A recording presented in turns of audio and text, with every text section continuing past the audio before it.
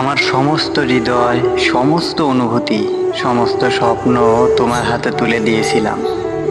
যেন তুমি ছিলে আমার পৃথিবীর একমাত্র আলো। আমি ভেবেছিলাম এই ভালোবাসা হবে আশ্রয়, হবে শান্তি। কিন্তু তুমি সেই আশ্রয়কে ভেঙে দিলে, সেই আলোকে নিভিয়ে দিলে প্রতারণার অন্ধকার দিয়ে।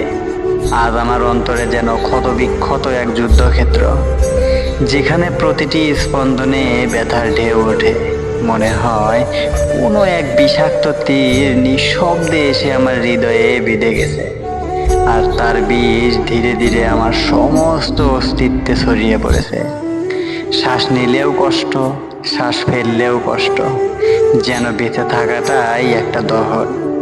রাতের আকাশে হাজারো তারা থাকে, আর আমি ভেবেছিলাম আমার স্বপ্নগুলো তেমনই উজ্জ্বল। কিন্তু আজ সেই স্বপ্নগুলো একে একে ভেঙে টুকরো টুকরো হয়ে ঝরে পড়ছে, ঠিক যেন শরতের পাতারা ঝরে যায় হাওয়ায়। প্রতিটি স্বপ্ন ভাঙার শব্দ আমার ভেতরে শূন্যতার প্রতিধ্বনি তুলে দেয়।